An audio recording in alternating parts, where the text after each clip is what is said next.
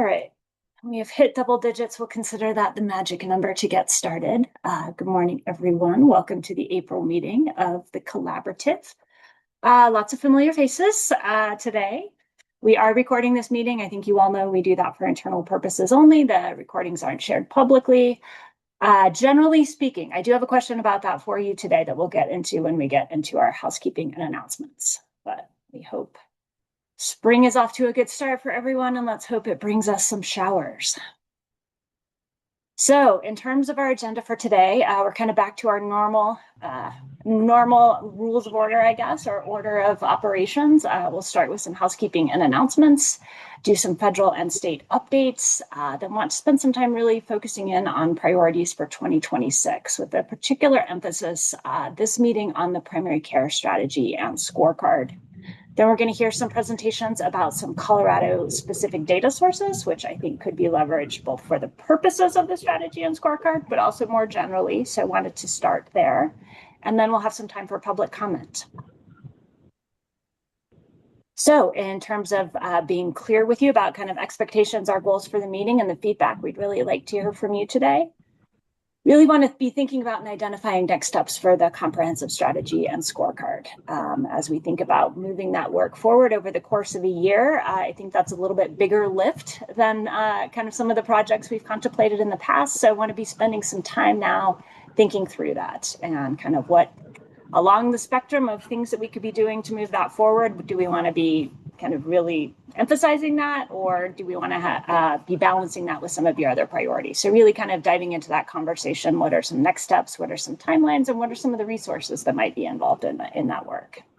And then, like I said, we'll be hearing specifically about some data sources. We're really excited to hear from Steve Holloway about perinatal health analysis. He's kind of done teasers of that work for us in the past and is ready to share, really highlighting his amazing resource that is the Colorado Health System Directory. And then we'll have Civic joining us in the second hour as well to talk a little bit about the primary care and APM report, kind of do some level setting for newer members about what is in that report and the methodology. I know there were a lot of questions that came up when we were doing our latest annual report about what are prospective payments? How are those even collected? You know, each year we've kind of had a list of data wishes. And so kind of engaging with the team to get some of those questions answered, have a little bit more time to do back and forth with their expertise here.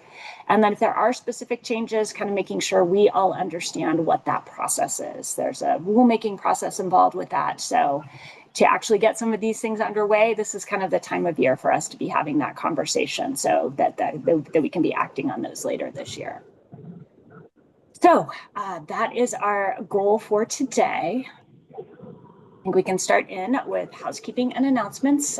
We are almost caught up on meeting minutes. Yay!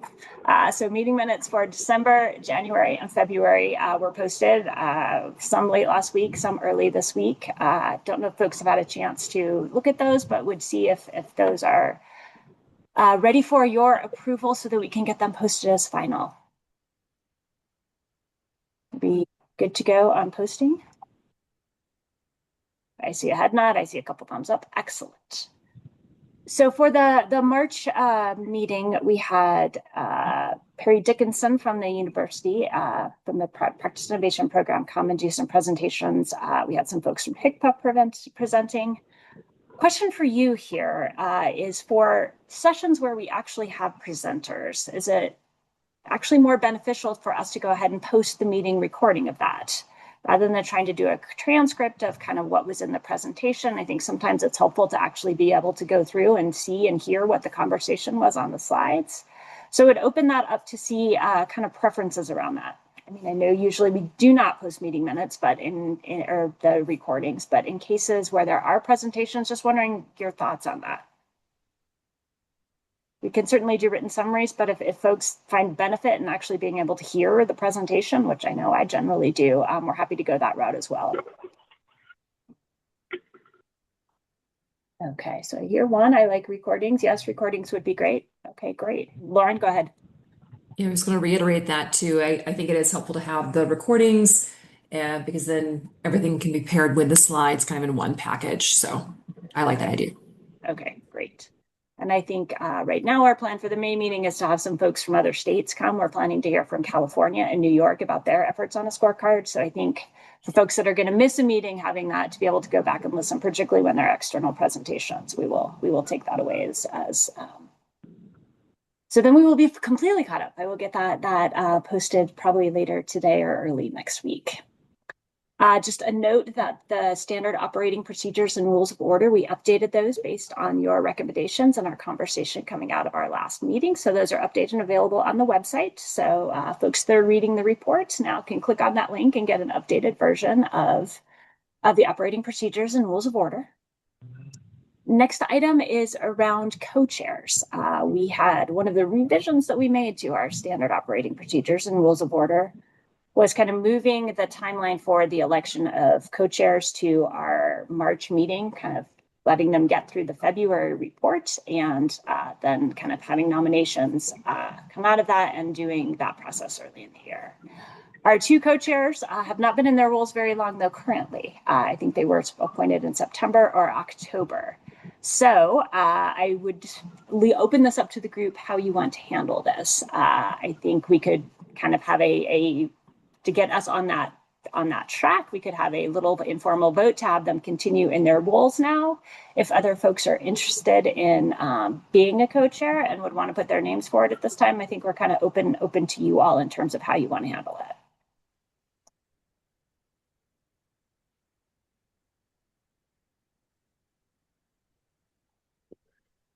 Lauren, go ahead.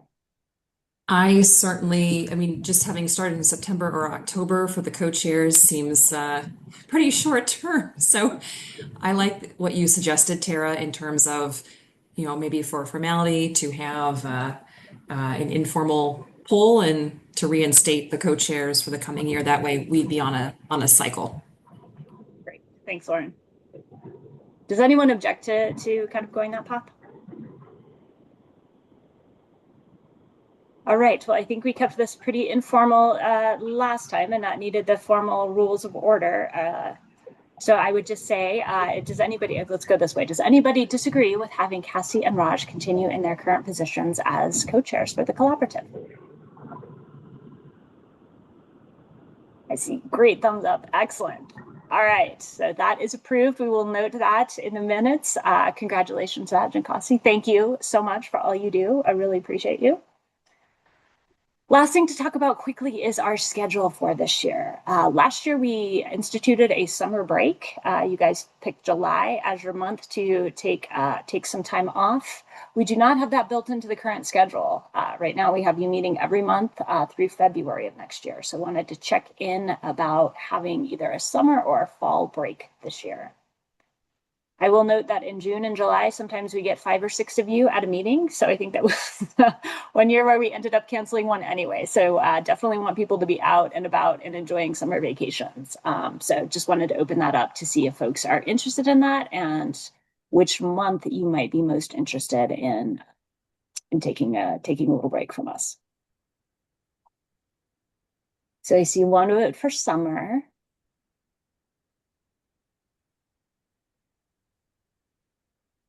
I see a vote for July. I think that kind of worked well last year. All right, so it looks like we have some consensus around taking July off again this year. Does anybody object to having July as our summer break month? Excellent. All right. We will also update the Zoom link. I am 82% sure that I can update that on my end and it should repopulate on your calendars, but I will do a test run with Matt to make sure that we can make that as seamless as possible. Zoom baffles me to this day. The other two meetings we had talked about, maybe adjusting would be the November meeting and the February meeting based on the deadlines for the deliverables that come due in both of those months. So in November, we get our primary care and APM report from the civic team. That is due to the division on November 15th. And right now we have a meeting that is on November 12th. I would say every year we come up against payers where we're continuing to do some final process and validating files. And behind the scenes for both me and the civic team, it's very stressful as to whether we will have a report to give you by that date. So the proposal would be to, in November, rather than having our meeting on November 12th, to move that to the following week, to November 19th. So that way we can be pretty assured that we will have all the data. The report will be complete. We won't have to have draft labeled on anything when we're presenting that data to you. This year, that falls a full week before Thanksgiving. We always kind of try not to hit you up in the week of the Thanksgiving break. So how are folks feeling about potentially moving that date to November 19th this year to give us a little bit of extra breathing room? I see 2 thumbs up. All right, great. We will make that adjustment. Second thing is our February meeting. So again, your annual report is due. We need to post that publicly by February 15th. The way the calendar works out in 2027, our last meeting will be on February 11th, which is a Thursday before. I think that 15th is the following Monday. So with that kind of timeline, I mean, we never know what kind of resources we'll have for that. But when our final meeting falls so close to that post date, we're very limited in the types of edits that we can make in that final report, right? At that time, it's really been in its final formatted version. So the question would be, would you want to move your February meeting up by a week, which would put, I would say, February more in play in terms of discussion and finalizing any recommendations. So that gives us kind of a shorter timeline between our January and our February meeting, but it allows us to have more meaningful discussion at that meeting, I would say. The benefits of that are then we can have that discussion right before the report is due, and we can maybe start a little bit later. Otherwise, we really have to have the report finished in January, which kind of takes one of your winter meetings out of play. We really need to be focused on the report. So thoughts on moving that meeting in February up by a week? Let's see, I agree with February 4th. All right, great. So we will update calendars, schedules accordingly. We will take July off your calendar. We will shift the November meeting to a week later, and we will move the February meeting to a week earlier. All right. Questions, comments about anything? All right. So moving to federal and state updates, have a couple things to go over. You probably heard the White House has released its proposed budget for 2027. This is really an outline of administration priorities. Some of the things in the president's budget are within executive purview. Some of them would have to be acted on by Congress, but just some updates in the health space. HHS has about a 12% proposed cut to its budget. So it would be about 111 billion, which is about almost 16 billion. Decrease from last year. In this budget proposal, they are again presenting this idea of creating kind of a new agency within HHS, this Administration for Healthy America, which would roll up a lot of the other kind of divisions that are currently in HHS and kind of consolidate those health activities into a single agency within the HHS umbrella. This was something they had previously proposed, but Congress did not fund it, so it has not happened yet. But this would really be kind of creating, again, this new Healthy America agency, which would have purview over a lot of primary care resources, HIV/AIDS care, mental health, maternal child health. So it would really manage and take over the role that HRSA, the Health Resource Services Administration, SAMHSA, the Substance Abuse and Mental Health Services Administration, the CDC, and the Office of the Assistant Secretary for Health. This is a test of my acronyms this morning. So it would manage all those programs. So again, this was something that was previously talked about, pitching it out there again this year. They are reviving their proposal to move the 340B program out of HRSA, where it's been since its inception, I think in the 90s, under CMS, and then some significant funding cuts for several agencies, which you can see listed here, including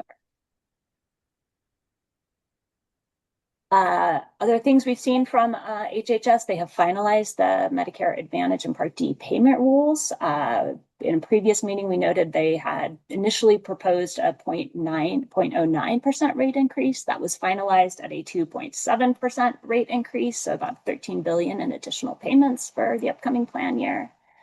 They delayed the phase-in of a risk adjustment model that was aimed at ensuring plans are properly coding patient diagnoses and federal payment accuracy, that idea of trying to prevent upcoding within Medicare Advantage. They did finalize a policy around chart review so that chart review records that are not associated with a provider appointment will be excluded when risk scores are calculated. So some significant changes to what was in the proposed rule. We'll note that this was, I think, the highest number of comments CMS has ever received. We have seen kind of some shifts in stock prices based on this news. So that is where we are at with Medicare Advantage and Part D. Have seen some more recent updates on ACA enrollment for this year. CMS has recently reduced some numbers that show, probably not surprisingly, the number of patients that selected low-cost, high-deductible marketplace plans has increased. That went up from 30 to 40%, again, nationally. So those bronze, high-deductible health plans. And those enrolled in silver plans, which have traditionally been the most popular, decreased by more than 10 percentage points. So that's based on some latest CMS numbers.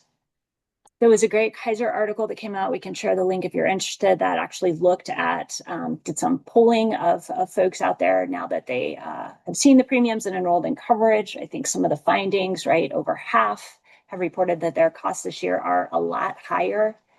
You see, you're almost 75% are worried about costs for things like emergency care or hospitalization, but almost 50% are worried about just affording routine care. And kind of the very concerning at the bottom, right, that about almost 20% are not confident that they can afford their premiums all year. So affordability, right, a challenge you highlighted in your last report, not a new issue, but just some data to kind of see how that's playing out. I think particularly concerning within that report was that younger marketplace enrollees are more likely to have left the market. So when you look at that 18 to 29 demographic, about 51 have stayed in the marketplace, but 49% have either left and found other coverage, or 14% are now uninsured. So when you think about healthy risk pools, these are exactly the people that we do not want exiting the marketplace in that sort of age band. Tara, I'm just curious how this relates to the premium tax credits expiring, because they expired at the end of 2025. So these are people leaving prior to the premium tax credits expiring? That's a great question, Risha. I can pull up the article and see. I think they are looking at people who have selected plans for this year already. So they would have selected plans. I guess I don't know if folks, I don't know what they use for your window for selecting plans. I don't know if these are people who selected that knowing the tax credits weren't going to expire, or who were selecting it in December hoping the tax credits would continue. I don't know that exact breakout, but I can send you a link to the article, which should have that in the methodology. Okay. It's a good question. All right, some other federal news on vaccine. We've had two pretty big court rulings that have come out in the last month. One was related to vaccines. On March 16th, federal court issued stays on recent actions that were taken by the Trump administration and Secretary Kennedy. So there were three actions actually that they put a stay on. One was the 2026 memo that revised the CDC's immunization schedule. Another one, the recent appointments to ACIP, and then all votes that have been taken by the reconstituted ACIP. So we've had a federal judge ruling that has put a stay in place. All indications are the administration will appeal this ruling, but kind of a pause on what has been happening in the vaccine space. Also in the gender affirming care space, there was another court ruling in March where a federal judge in Oregon has ruled that the secretary overstepped legal authority in issuing a declaration last December that providers that were offering gender transitional medical treatments do not meet professionally recognized standards. So a lawsuit had been in place in this. Colorado was one of the 21 states that had sued. Kind of the grounds were that HHS was unilaterally attempting to establish a standard, and that interfered with the state regulation of medical practice. This one is there. It's there are kind of two pieces to the gender affirming care and the December action that was taken by HHS. There was this declaration, they're calling it the Kennedy Declaration, that was related to providers and that they would not meet professionally recognized standards. At that time, they had also announced a plan to cut off payments for hospitals for Medicare and Medicaid that were offering these services. And really this ruling is specific to that declaration around providers. And some of the reasoning is with that declaration, there was no proposed rule phase, there was no opportunity for comment, so it could potentially have gone into play much quicker. And so there has been now a ruling, a stay on that piece of it. So that provides some temporary protection. I think still a lot of confusion in this space and concern among providers about the ramifications that they could be subject to. So some good news, but certainly not the certainty that I think providers need and are kind of looking for. So anyone have any questions or any other comments from your perspectives? Anything that I missed that you'd like to highlight for the group on either of these topics? Just catching up on chat. Okay.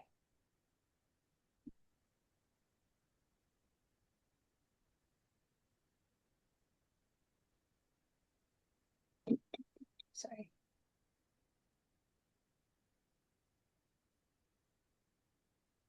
So Cassie, in terms of your question about the Colorado tax credit, so the federal advanced premium tax credits are still in place, right? It was just the enhanced version of that did not get extended.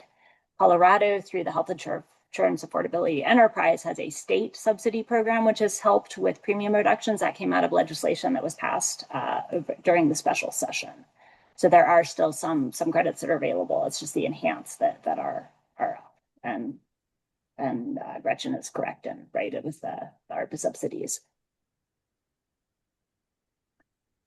Okay, CMMI. There's a new model that has been announced, the ASPIRE model, Accelerating State Pediatric Innovation Readiness and Effectiveness. It is a state-based voluntary model that will run for 10 years.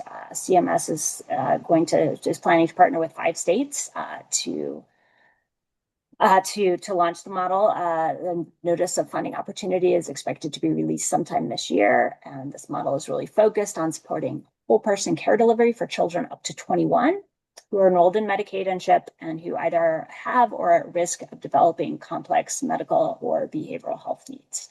So one of the latest model in this space, Abe Sutton, I think at a couple of recent conferences, has really indicated that CMMI is looking to partner with Medicaid on several of their upcoming models. And so this is one that certainly kind of falls into that lane.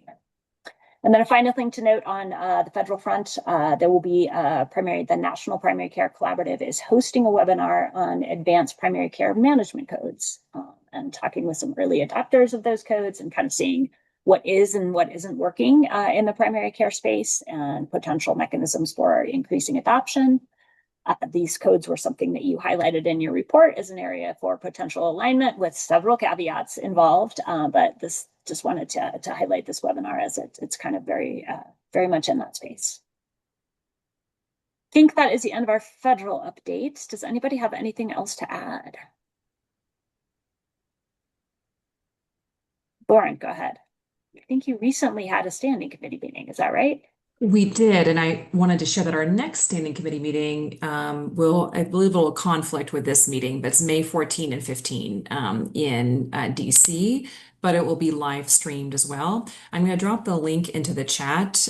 We are working right now on finalizing the agenda, so you won't see agenda information or registration link yet available, but we'll add this here for if you wanted to flag it. And as soon as we have that final agenda, we will put it up there, but we'll be addressing a wide range of over a day and a half of workforce payment, some primary care research, and advanced primary care standards topics. So it should be another busy and jam-packed agenda. So just wanted to alert the collaborative to that as well. Okay, great, thanks.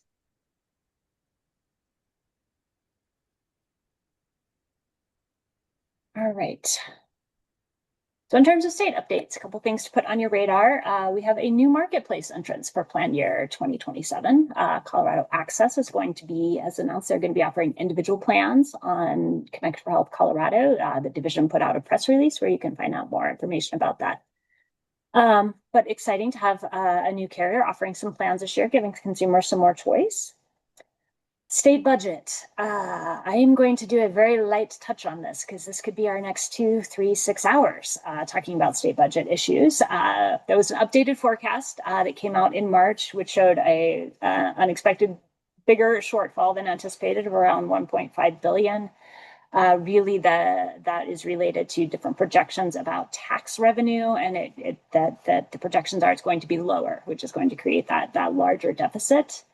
The Joint Budget Committee has finished putting together their budget proposal, and that is now working its way through the legislature.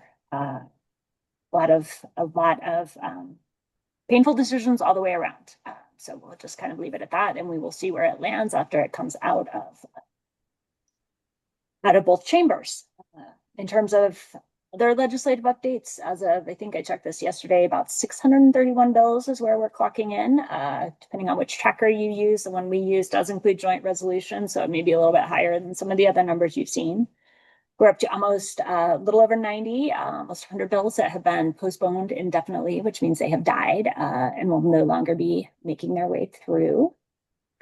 In terms of bills that we've been tracking, some that are still at play, we have talked before about House Bill 1002, which is provider participation in insurance. That requires carriers to verify providers that are currently listed in their directories to make sure they're still active, and it implements some requirements around credentialing for behavioral health providers. House Bill 1139 is around the use of AI in healthcare. It's looking pretty specifically at entities that use AI for utilization management review purposes. And it also has a section that prevents chatbots for mental health services. There is the measure around Black maternal health equity that's still moving its way through. We've talked a little bit before about the kidney screening bill, which is also, it is now in the second chamber. The large employer worker healthcare support bill. This is the proposal that would require employers who have employees that rely on Medicaid to pay a fee for that, creating an enterprise. So getting some funding to help support those healthcare costs. And then just noting there is a bill that's still in play that is looking at civil actions for conversion therapy survivors. There's been a very recent Supreme Court decision around conversion therapy. So we see Colorado again kind of taking some action in this space to provide some state protections. In terms of Senate bills, there is a bill that was just introduced. That is another kind of benefit related bill. It would require parity for non-opioid pain management drugs. The out-of-network health insurance dispute resolution bill, we've talked a little bit about that would change the process for out-of-network billing disputes. New bill out there that is around recovery residences and requiring them to be licensed by the BHA. There is a bill around reducing administrative burdens on healthcare that would require state agencies to do audits of rules related to healthcare. And then finally, there's a bill out there around the PDAB, the Prescription Drug Affordability Board, that would exempt orphan drugs or licensed biological products from an affordability review or an upper payment limit. In terms of bills that have passed that we've talked about in the past, the immunization bill has passed that would amend existing laws and adding new provisions related to immunization access.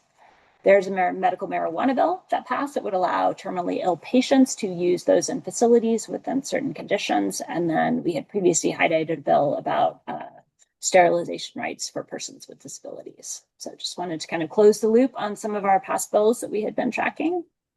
And in terms of bills that we had been tracking that are no longer with us, we had talked about it. There was a prescription drug benefit around that would have included some transparency requirements. There have been a couple of bills related to gender affirming care that have been introduced and died. The one here is 1087. I will note that the bill that was around direct primary care and allowing direct primary care payments in Medicaid has died. It did not make it all the way through. A bill around medical debt collections also has died. Bill around hormone therapy replacement that we talked a little about has died. My favorite bill of the session, which has nothing to do with healthcare, but protecting beavers, has also sadly died. And then in the Senate, there was a bill around mental health access. It would have created an enterprise, an interesting concept, big fiscal note, so that is not moving forward. Health savings tax account credits also is no longer in play, consumer protections. And then there was a bill around criminalizing sex activity. It was kind of protections for sex workers. So these are all no longer with us. So any questions, comments? Are there any other bills that folks are around or tracking, or any comments on any of these that you would like to raise for the collaborative's consideration? Or anything else on the federal or state front? That we could all use a lovely picture of state news taking a pause. There's a lot happening at the federal and state. A lot of it is very stressful. So we can all enjoy a moonshot for a minute and see if there's anything in chat.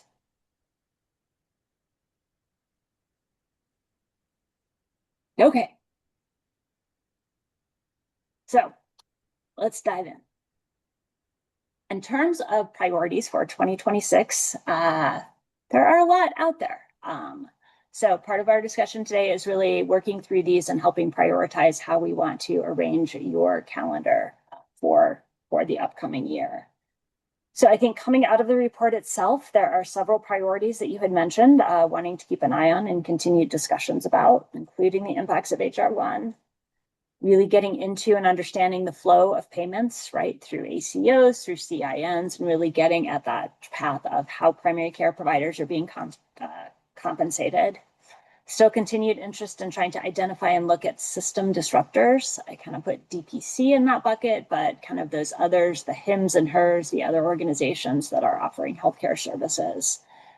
Really understanding how those are influencing where people are seeking care and how that may be impacting access. Vaccine education, that was identified as one of the things that we would like to do with CDPHE. So I think that is something that we'll want to be following up on sooner rather than later.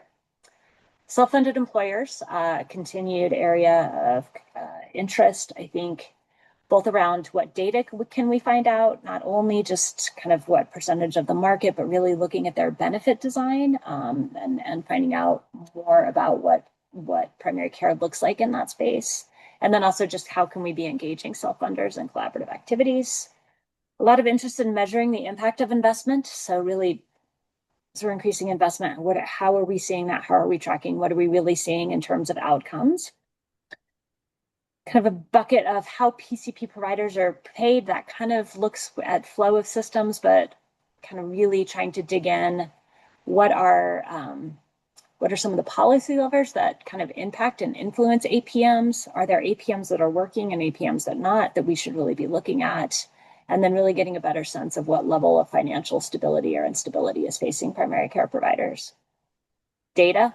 I'm going to say data writ large across kind of all topics and areas continues to be, I think, an area of interest.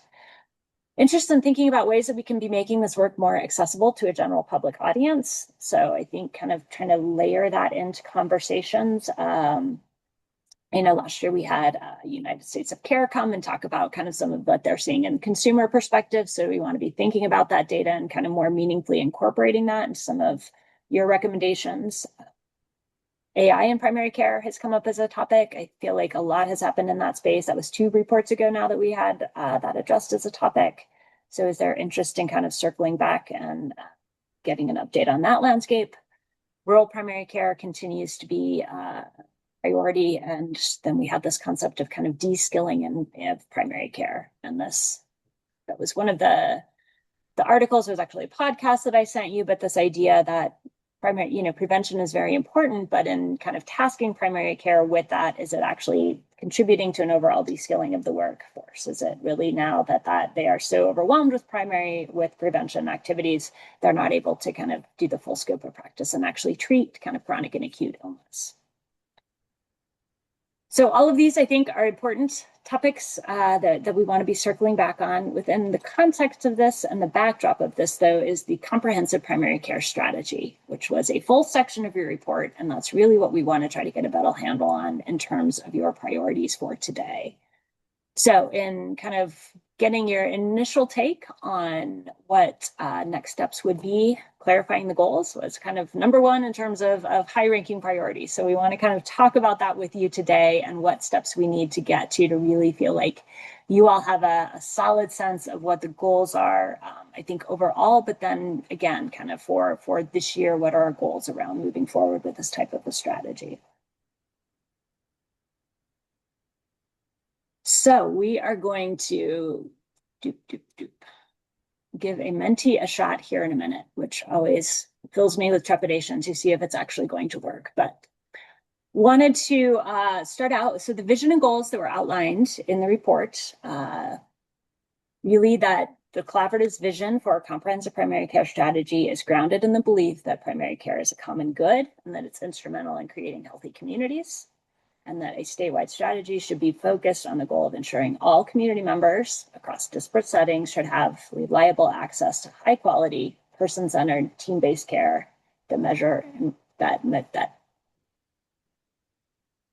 measurably probably improve, team-based care that measurably improve population health. Slight typo on the slide. All right, so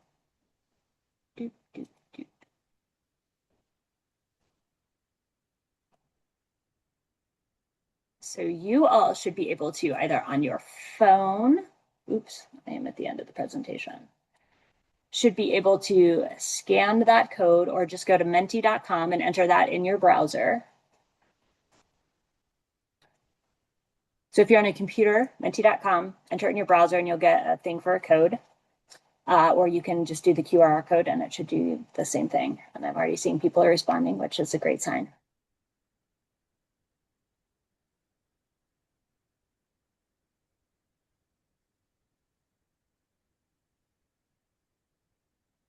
So I think the question here really, right, I mean, it's a pretty succinct statement, right? It's couched in the idea of a common good. I think that is a thread that is pulled from the NASEM report on high primary care, and really, primary care being local and community-based is one of its great strengths. So I just want to make sure kind of that's a tone and a framing that resonates with you, or if there are any kind of tweaks you would need to make. Can you And again, go if back you to were the going to describe statement, this to a Tara? colleague, what? Can you go back to the statement? Put that on screen. Oh, yes. Yeah, theoretically.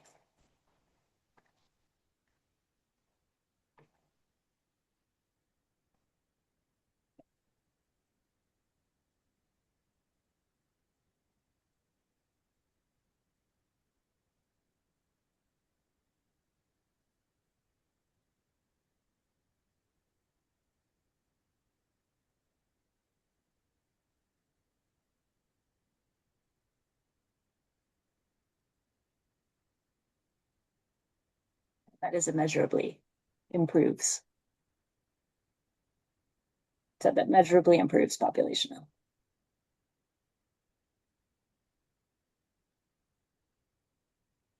All right. Do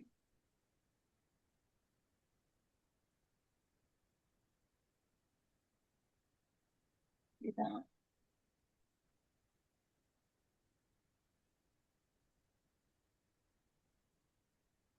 There we go.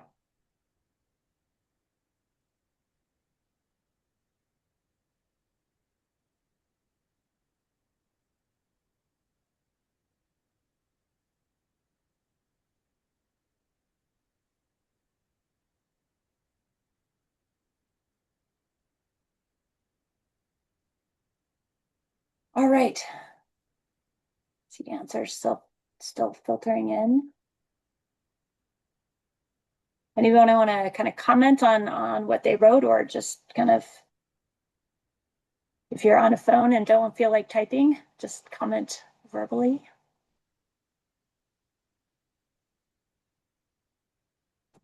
Seems like generally this is resonating with folks.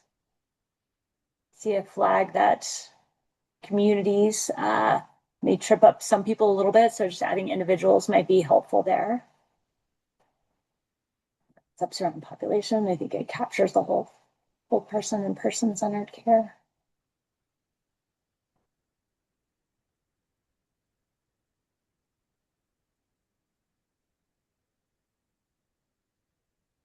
And then kind of, ooh, what happens when I do that? Oh, that was a bad idea. Okay. Now I don't know how to go back. It seems like kind of sort of, oops, yeah. If I hit escape, well. It says press space to hide Oh, the to hide groups. groups. Okay. Okay. See? Keep calm and carry on, right? Is my strategy for technology. Lines with the ship. So I feel like general agreement that sort of resonates. One about maybe simplifying a little bit, which I think would be fine for a certain audience that we're talking to, right? That it's just primary and preventive care should be central to our state's healthcare system. Kind of a quick highlight to that. So sounds like people are generally good and are in agreement with framing from the report. Let me go back here and escape. So, second thing, in terms of kind of drilling down into some more specific purpose and objectives. I would say there's a great deal of kind of interrelationship between some of these, but we also have kind of teased out a pretty decent sized list in terms of it should create a clear shared understanding of the current state of primary care, support movement toward advanced primary care, serving as a tool for promoting shared accountability. Kind of the initiatives should include workforce, administrative burden, health insurance requirements and practices, other efforts to improve patient access and affordability. There should be a payment component that's looking at payer alignment needs to be an important component of it, that it should establish goals for Colorado's primary care system, that it should inform policymaking, but kind of in a certain lane of not necessarily being seen as a regulatory or enforcement structure or creating kind of mandates or benchmarks outside of legislative action. And then it's that last one that I really want to chat with you about in terms of being manageable so that it remains both actionable and sustainable. So these are kind of one that, right? It can be a tool for accountability. It can inform policymaking. It should have these domains involved in it. There were also some additional potential example goals, which I would say are kind of a little bit higher level, right? The goal of this, where multiple of those activities would fall under, would be enhancing access to primary care, investing sustainably in infrastructure, designing kind of patient-centered design, designing our system in partnership with patients and providers, a focus on interoperable data systems, and improving integration with behavioral health, social services, and others. So I think all great goals and ideas and objectives. So the question that we have for you is now, are there specific goals or objectives that you would prioritize in thinking about kind of standing up a strategy in a first year? Or is it better to keep it broad? And again, kind of the lens that I'm thinking about this is one of the key things we highlighted in the report is the need to engage with other stakeholders, right? And so as we're now starting to do that, how are we messaging that? Is that in, kind of a one-page document that we could send to people as an introduction and say, we'd like to get some time on your calendar, or kind of, doing outreach through individual one-on-one meetings, those kinds of things. So kind of the idea around that goal and vision, right? Is this kind of the opening paragraph in that, or is this something that we can be kind of introducing this concept? And then as we move forward into talking about goals, is it better to include, say, hey, this is the universe of things that we are talking about, or are there specific things that you think would be effective to say, and we think these are the top 1 or 2, 3 things that we'd really like to accomplish initially, and then we can kind of build it out from there.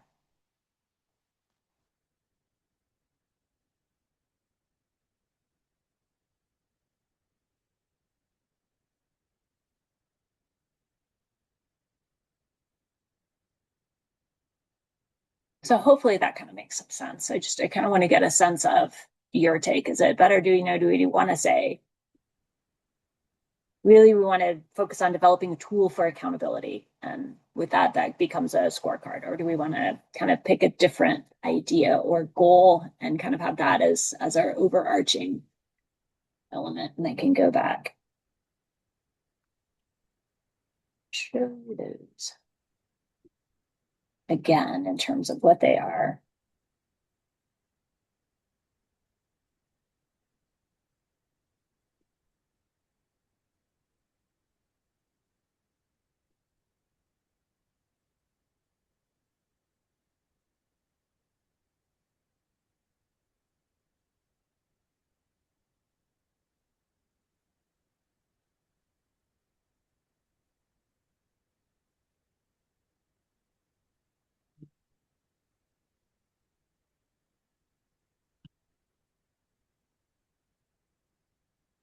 Okay, so I see a couple of responses. One, I think we need to prioritize and be more targeted. And then a second, that invest sustainably in primary care would need to be at the forefront, which certainly makes sense to me in terms of your statutory charge, right? Having that very much.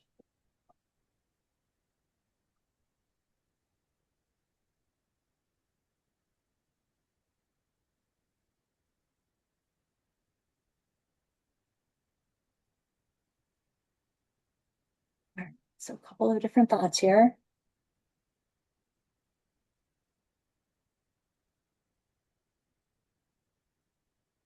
Sort of range, kind of keeping it broad, but maybe within the broad, start prioritizing. Also, maybe we do start narrowing it down, kind of 3 to 5 broad goals.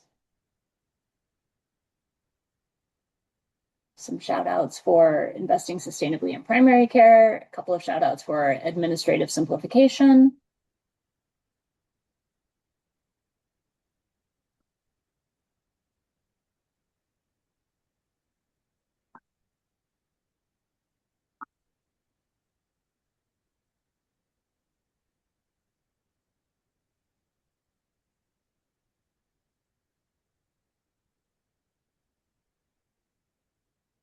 I also agree that to make sure that we be clear, plain, and actionable as we're engaging with other stakeholders.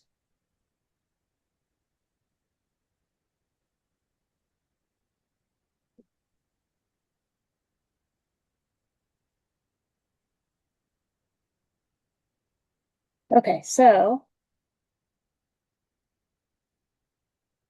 I think certainly also wanting to get stakeholder input as part of this process, which to me also makes sense. So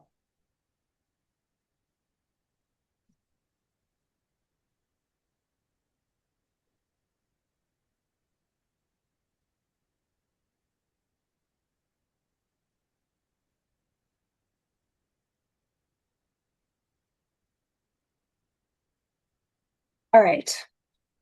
So some good feedback here. Gives us some things to stew on.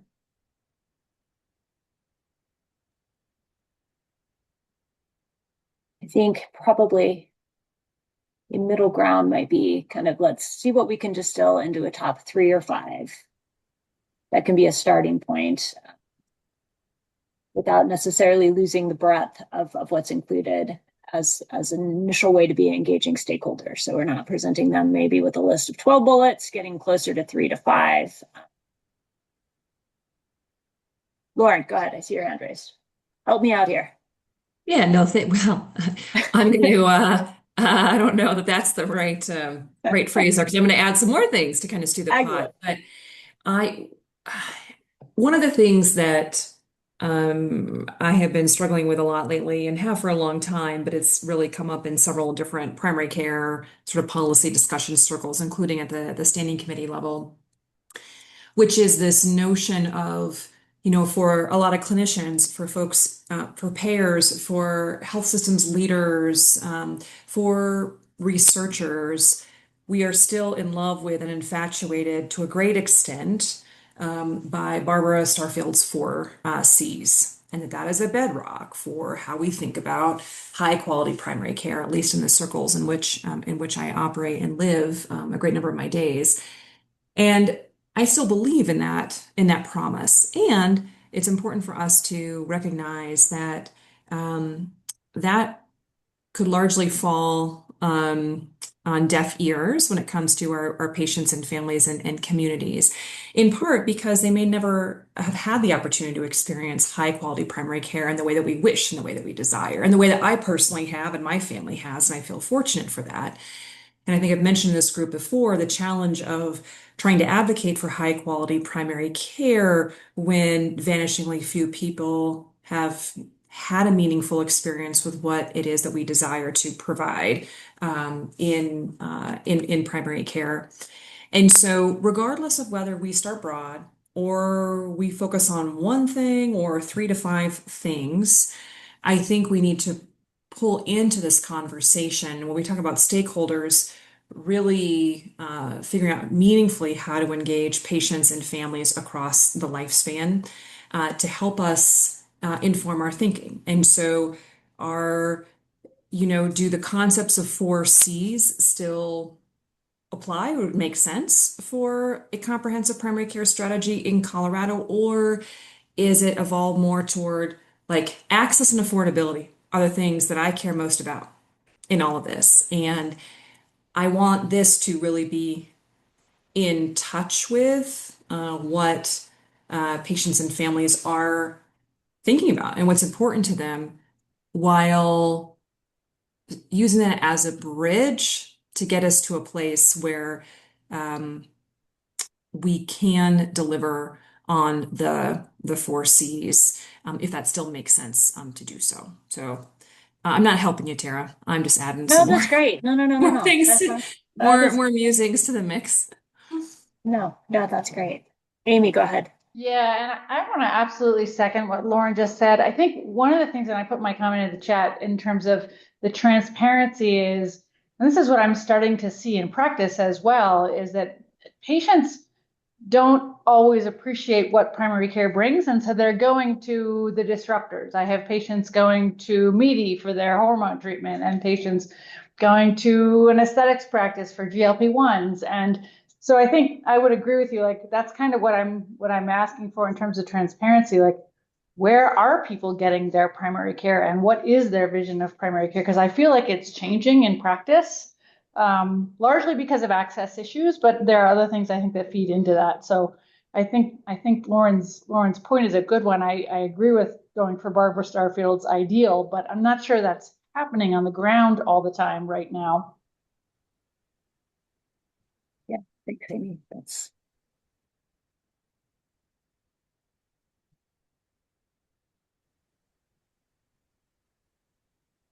yeah, I think there's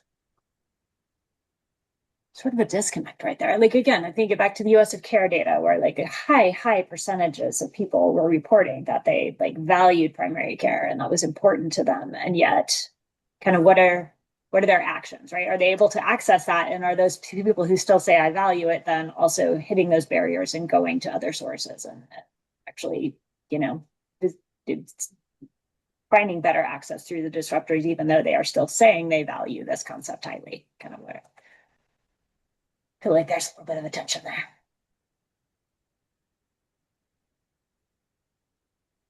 Okay. Can I just ask a clarifying question just about our goals as they relate to primary care? How Absolutely.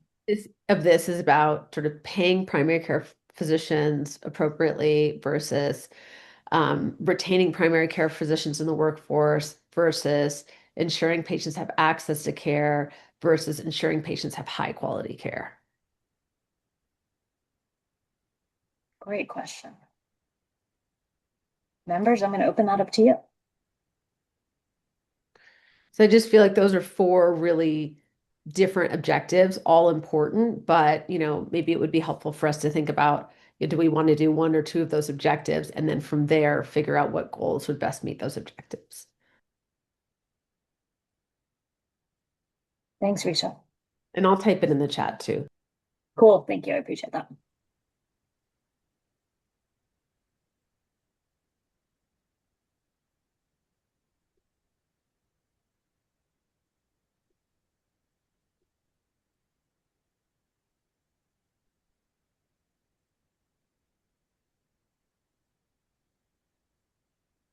Being in the front lines, I sometimes feel like the PCPs kind of have an idea of what they want to do, which usually translates to good care. Problem is, there's been so much burden on them from so many different angles, from so many different expectations. As a result, they're not able to truly do or achieve what we all want, right? So some part of me always feels like there's been so much burdening of the providers in the front lines with this expectation, this metric, that metric, sometimes distracts them from doing the actual right, which is taking care of the patients.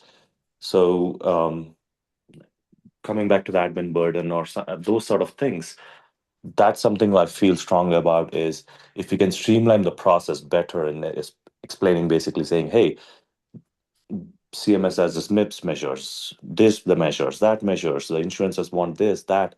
So if we can kind of streamline it to say, hey, as an entity, we would recommend that we try to minimize it to few things as an expectation and let the providers in the front lines do the thing, which is the right thing.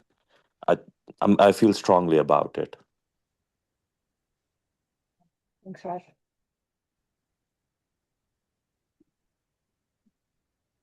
Hey there, I have a question. Yes, go ahead, Erin. Terry.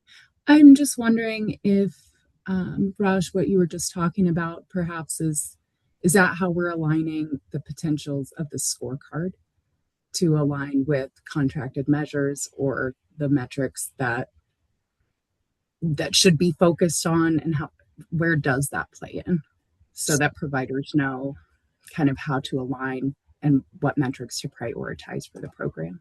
I think that's where we really want. I like the wonderful concept of we need to, what do you say, bring this universe in together and say, hey, this is what we want. But a lot of times what we want might not be what can be translated in the front lines too, right? So there are goals like saying, hey, in the grand scheme of things, as a committee, we want these things. But as a priority, as something that needs to be taken care of in war footing, is to reduce the burden. Every single day I talk to our providers, our provider physicians outside, everywhere else, and everyone's struggling in trying to practice medicine. The number one complaint I keep on hearing from providers or everywhere is, hey, I want to do the right thing, but I'm being pulled in a million different directions. So my thought process is, if we can say, hey, this is what we want for our patients, this is what we want, but at the same time, these very finite goals, like small goals, let's start with those and say, reduce this, make this metrics. Let's focus on maternal fetal health or something like that, and say, what can we do in those regards, and kind of distill it further to say, hey, what's the number one, number two priority, or mental health, same thing, right? One and two priorities, and focus on those, and go from there.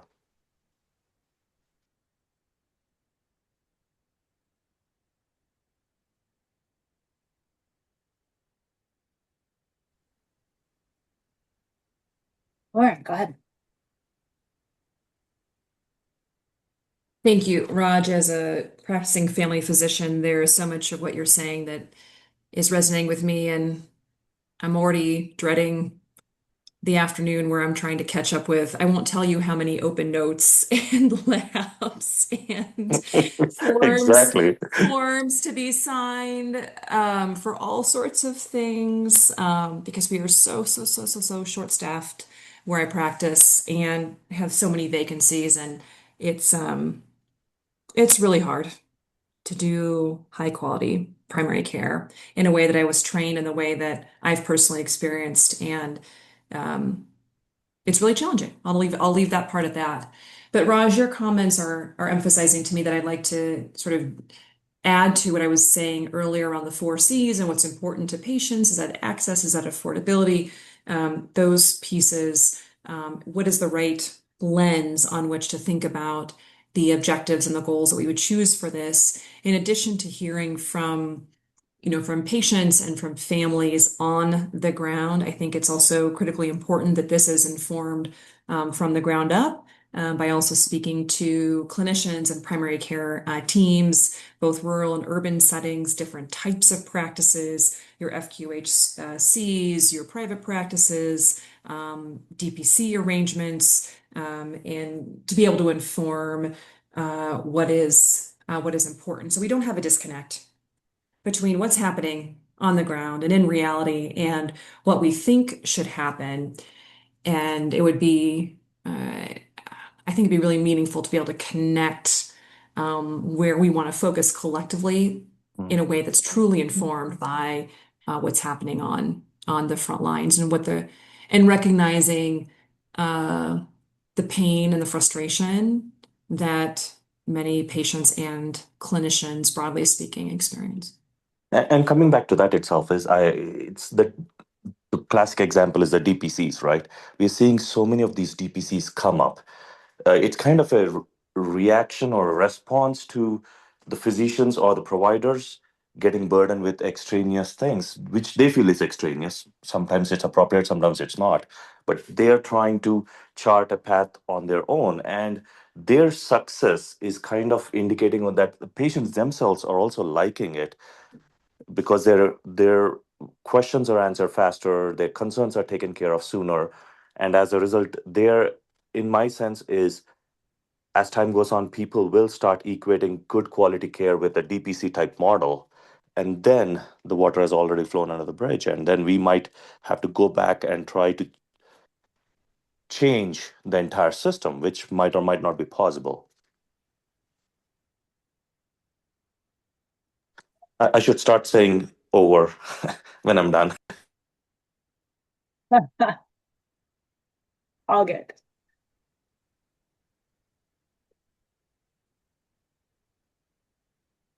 Other thoughts or comments here? I mean, still a lot of good discussion, I feel like, around actually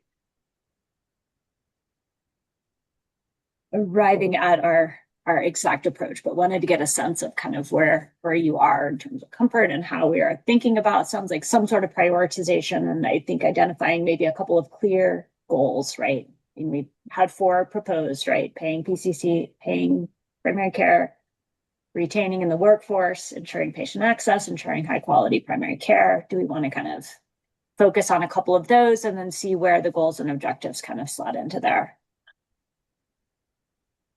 I am going to pick on payers for a second here. Kevin, Amanda, Gretchen, do you have any thoughts or comments here as you're thinking about kind of clear goals and what from a payer perspective, initial areas of focus and scope and all of these things we've been talking about? Yeah. Excuse me. Sorry. Sorry. I just put in the chat. I was thinking definitely reducing admin burdens, right? Like that's a huge issue. I think that's something that we could have some relatively meaningful impact. And alongside access, I mean, I think access is also extremely important, especially, think of the Western Slope and that type of stuff. I mean, those were the 2 thoughts that I had that came to my mind, and I agree with a lot of what Raj had. Okay, great. Tara, Right. can I just jump in for a second? Sure. Sorry, I was thinking a lot about what Raj was talking about, and really too, I mean, all the work that's been done on aligning the alternative payment measures through the DOI's regulation. I know that's only been in place now for a little over a year. But kind of thinking about how that has had an impact or has not had an impact, I think is probably part of an ongoing discussion. At least from my perspective, I think that, ensuring high quality primary care really should be the goal. I mean, this is given everyone at the table under this collaborative, to me, that's kind of our North Star generally for all Colorado citizens. Now, I know that brings in providers as well as payers, as everybody in trying to achieve that goal. So at least that's where my head's at in terms of kind of the North Star goal. Great, thanks, Benna.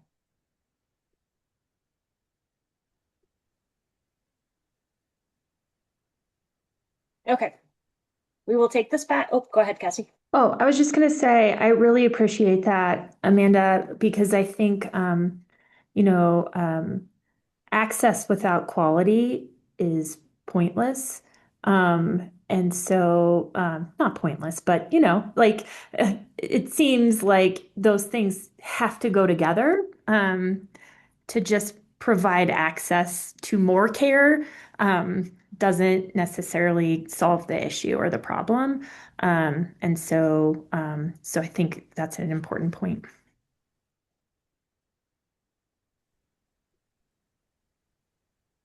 Okay, moving forward with a couple of more tactical questions here, and then we will get to our data presentations. So, in terms of thinking about the development of a primary care strategy and scorecard, got 3 options for you to rate. Should this be the primary goal of the collaborative this year? Even if that means, right, to be meaningfully moving this forward, to be engaging with stakeholders, to be like developing metrics. I think trying to do that outside of meeting times and busy schedules isn't really realistic. So for us to be able to kind of have these conversations and be moving these things forward, that may mean 4 or 5 meetings of your year are now having stakeholders come in, are focused on discussions of specific metrics. And that's fine. If that's our priority, like, let's go all in. Let's actually move the needle in this forward to come up with a better job by the next year. That's option 1. Option 2, it should be a goal this year, but we need to be balancing that with other discussions. So like if that's our choice, maybe we'll do 3 or 4 meetings on this, but we want 3 or 4 meetings to talk about disruptors or some of the other things that you've all identified as priorities. That's the sweet spot. Or kind of option 3 is, hey, we have so many important things to talk about right now. Like, let's certainly not drop this idea of developing a strategy. We can be exploring it through some initial conversations, but really we think our focus should be on other places, on some of those topics that I put on that initial slide that are all also important priorities. Tara, can I just ask a little bit more about this scorecard? Is this scorecard going to be about providers? Is it going to be is it a patient-centered or a provider-centered? Nope, that's a very fair question. So what we had proposed in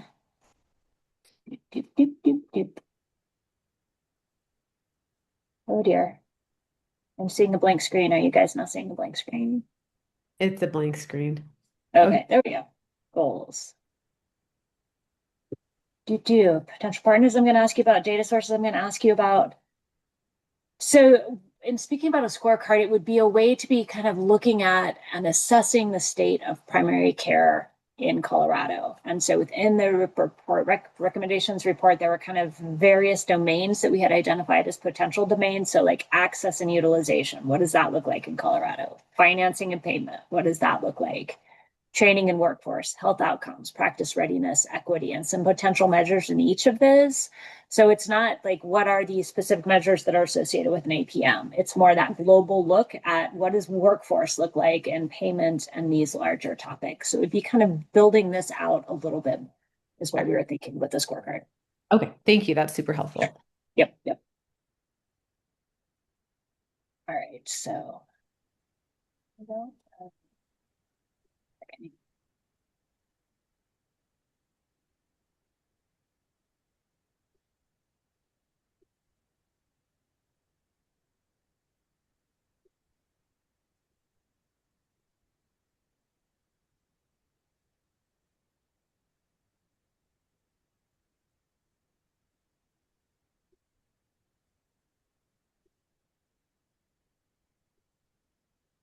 A chance to respond.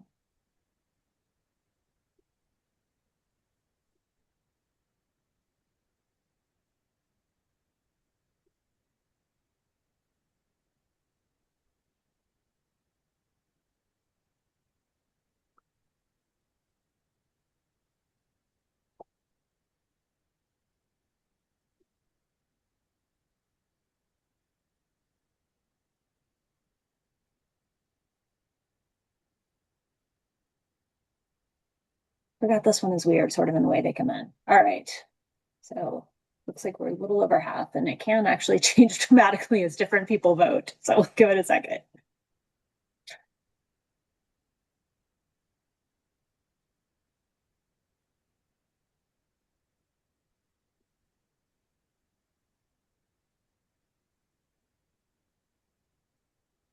I would say initial gut, right? We are leaning more toward wanting to spend some dedicated time to this. Kind of the amount of time that we spend, I think, will depend on resources and other things. But we'll let folks continue to weigh in, and then we can come back and look at this at the end. But I do want to keep us moving. Wow, those are very tiny. I'm trying to make it a little bit bigger. So in terms of some of the key activities that we want to be accomplishing this year, what does that look like? So, wow, even I can't read that. Sorry. One would be reaching out to stakeholders and partners individually, right? Do we want to be having one-on-one conversations, kind of doing initial outreach that way? Or do we want to be trying to bring stakeholders together into a group session to identify vision and goals, right? Do we say, we've had kind of multi-stakeholder symposiums in the past, like, do we really want to have a larger meeting where we're actually spending a couple of hours sitting down and workshopping this with the group as a whole? Do we want to be identifying state and national resources? Do you all want to be developing a proposed set of metrics that could be shared with stakeholders? Is that going to be a priority?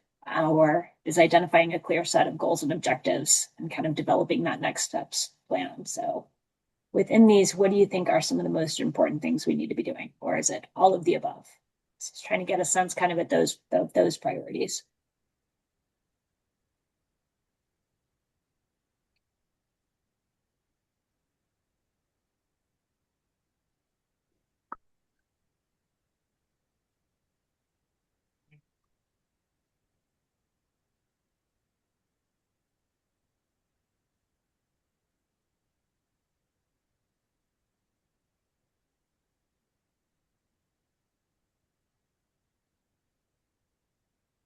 Okay. So bringing together stakeholders into a group seems like an important priority for folks.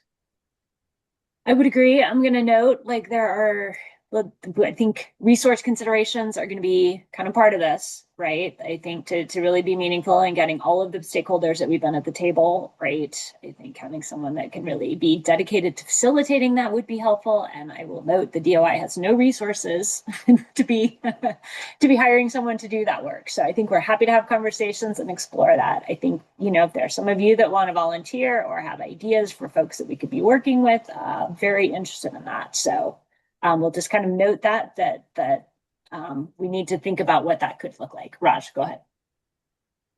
Sorry, I was trying to find my unmute button. So one thing I would suggest is, would it make sense, again, when we talk about subcommittee type thing, is, for example, the physicians in this group and the practice admins, practice leaders in the group kind of come together and say, hey, what are the challenges we in the front lines are facing? Similarly, the insurance folks kind of come together and say, hey, what are the challenges we are facing? And then come together and have a conversation. That way, probably we both sides, in the grand scheme of and obviously the patient, advocate, the stakeholders and all that stuff.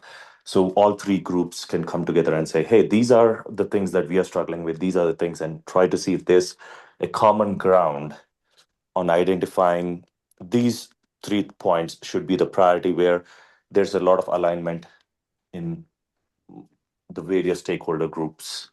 Would that make sense? Thanks.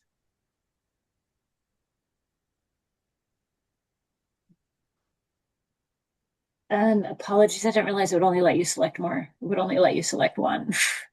My bad. Still helpful feedback. So thanks for thoughts and comments here. I think last, and we may run into that same issue here, within the many buckets of stakeholders, and we did not include payers and providers and consumers in this list because they are sort of engaged through the collaborative, and I think we have better relationships there already established. Are there certain people that we should be reaching out to first in terms of making connections and bringing them to the table? Or so giving you an option to kind of look and think through some of these. So state agencies versus policymakers. Are there professional clinical societies that we want to make sure we're looping in early? Health profession training programs, patients and families. What does that look like? That's not traditionally, I think we need to think through a strategy there. Health systems, in like the clinically integrated networks and ACO, kind of engaging that leadership was a priority coming out of the report, or health information technology data organizations. We have in the past had OHI, the Office of eHealth Innovation come, but in terms of like Creo, or I actually don't think it's Creo anymore. I'm that old. Contexture or some of the others come to the table. But what are some priorities there?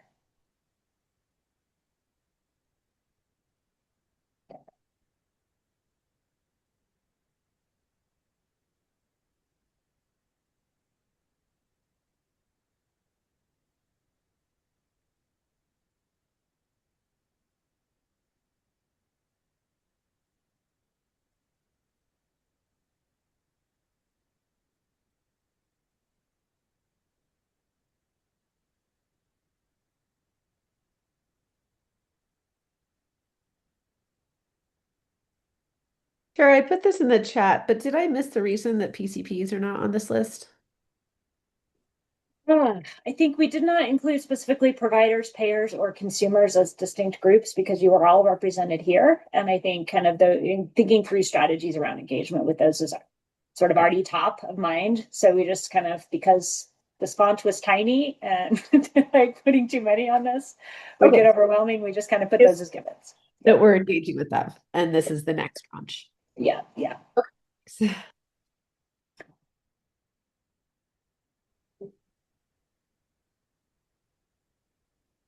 All right.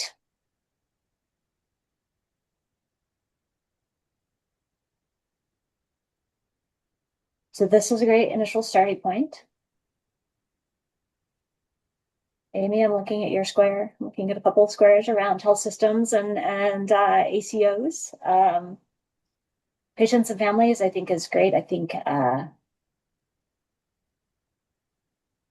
excited to kind of think through what that could potentially look like. So kind of appreciate this initial kind of gut reaction on some of our key priorities there.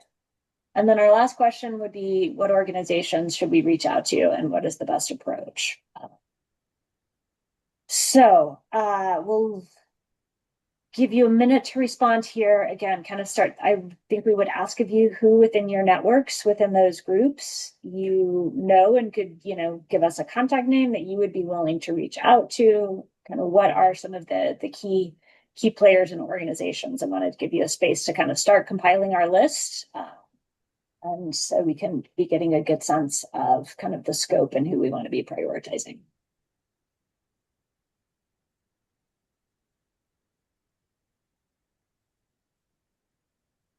And so I think I can leave this going in the background. I am going to pivot us now to hear about some Colorado data sources. So I'm going to stop talking and let others start talking. I think, Steve, we have you up and we have our civic team that I believe has all joined us. So Steve, I can hand over the floor to you to give us a quick overview of the perinatal work.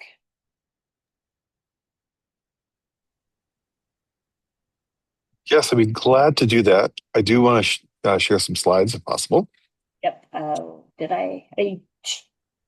you share your screen, or is it telling you don't have permission? It says I don't have permission. Oh boy.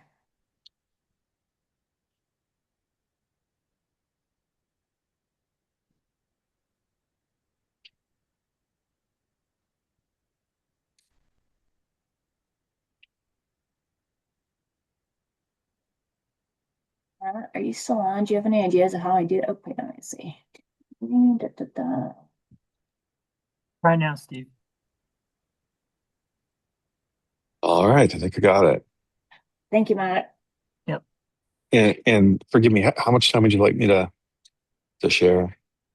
I mean, we're starting a little bit later than I thought. I would like it. Does like 15 minutes work? Yeah, Okay. Sure.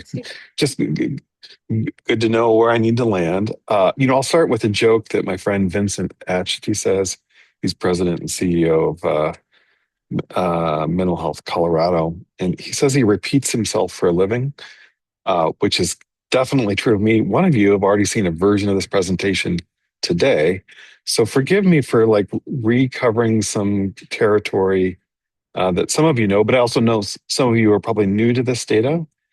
And 15 minutes is a pretty quick run through this deck. So I'm going to go fairly quickly in the beginning. For those of you that are not familiar with this work, uh, uh, send me an email and maybe we can find another time where we can go a little deeper. And I want to get towards the end of the slide deck to describe some attributes of just the latest efforts that is probably new to nearly all of you, that I think is especially timely and pertinent given changes in federal policy, state budget limitations, and how this work, which decidedly comes from a public health perspective, really, in some ways, best matches sort of the payment reform core of this group. And I'm going to be speaking about perinatal health in general. The legislature gave us direction to do additional workforce research a few years ago in perinatal health, which I know, of course, is important to you all. But keep in mind that what I'm describing for perinatal health is also almost universally applicable to like work that we're doing in primary care. So I'm going to jump right in. For those of you that don't know very much about the primary care office or haven't heard of us, all 50 states and territories have one. We are federally funded through Health Resources and Services Administration. I will say that that federal base grant is just a very small percentage of our funding. We kind of do three things. We assess community capacity for clinician workforce. We support policy development, particularly with our sister agency at BHA, Medicaid, Human Services, Department of Corrections, and Higher Education. We do conduct research as much as we have the capacity to do that. And we administer programs that respond to those shortages by trying to incentivize more clinical capacity in areas of poor service. You all are probably familiar with federal health professional shortage areas. I won't go into that, but that's a rough analog to where we are aiming with this work. Federal HIPSA are really important to declaring need for federal workforce investment. Lots of dollars had traditionally flowed as a result of that work. The criteria is roughly 50 years old. I think we all agree that things are very different today than they were 50 years ago, not only from the delivery of primary healthcare, but also the tools and the data sets that we have available to make more insightful judgments about where shortage exists. And so these state models are really to try and modernize that work. Our Colorado Perinatal Health Workforce is a project we've been working on under a state board of health rule. This again was authorized by statutory direction. Just a little inside trivia: rules, once they are promulgated, have equal authority to state law. So legislatures create authority to create rules for technical aspects that are difficult to legislate. So this work is done under that rulemaking. One of the goals that we have is in this perinatal health assessment is distinguish between primary care and perinatal health, even though we know that there is an important overlap in that work, which perhaps is most clearly exemplified by family medicine physicians who are practicing full scope OB as well. Our model, we think, improves precision on the supply and demand of healthcare services for perinatal health / primary care. And we've tried to dissociate the methodology from civil boundaries, most often counties. And the primary reason for that is, of course, no one in this meeting and probably almost no one in the public has ever thought about a county boundary when they thought about receiving healthcare services. And so as a boundary for service areas, counties tend to break down. A little bit about disparities. The reason there's sperm whales here, I don't know if you all saw in the New York Times about a week ago, some lovely pictures of sperm whales and sperm whale midwives giving birth. Just a reminder that healthy babies, healthy parents, healthy communities require systems of care to assure that. So if you need a little break from the stress of time, go find that video. It's quite extraordinary. This is not news to you. Sometimes I present these slide decks to national audiences. But one of the challenges of describing Colorado in our model for folks that live along the eastern seaboard is that the scale of our state is very different. And the density of population between urban and rural areas is also very different. Our preferred model for describing rural versus urban is the rural-urban commuting area model. And it's really based on travel patterns more than population density. But it does a really good description of describing where we have density of both population, demand for services, and a density of providers. And again, it's better, in my opinion, in describing health workforce than whole county designations that simply consider population density.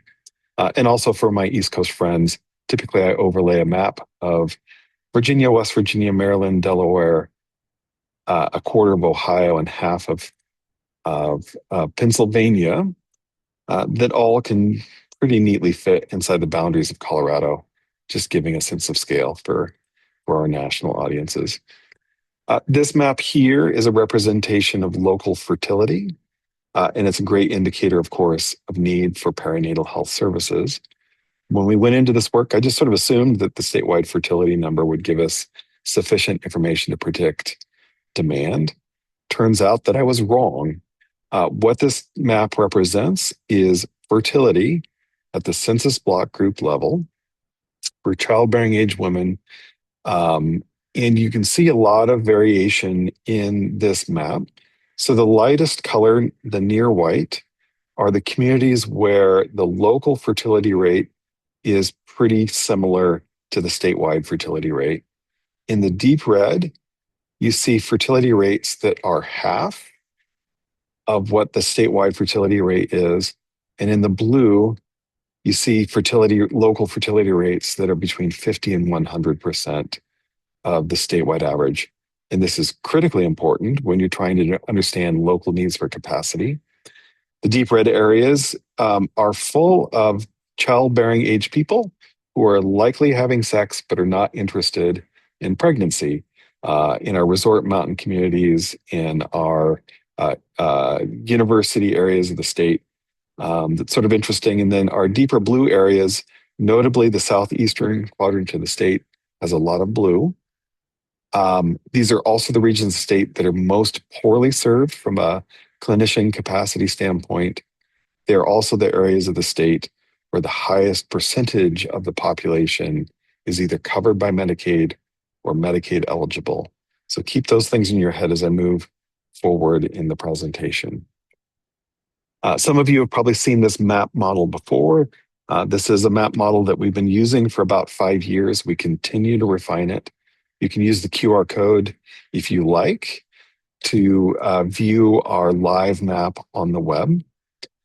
This is organizing census block groups in the state into 10 different deciles of relative match between supply and demand.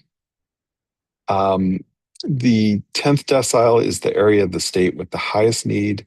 The first decile is the area of the state with the lowest need. So it's a nice, neat way to organize relative need on a gradient rather than in absolute terms. That's important for policymakers and those of us that are charged with resource allocation, because sometimes resources are relatively good, like they were a few years ago, and other times resources are relatively bad, like they are currently and will continue to be. And so we can kind of titrate up and down this scale to help us more efficiently target areas of greatest need. The supply-demand ratio number that you see on the right is really percent of demand met. The areas of the state that are deepest lavender for prenatal care in deep lavender are indications that there's virtually no local prenatal care for those communities. In fact, 95% of census block groups in the state cannot deliver the full 12 perinatal visits per pregnancy.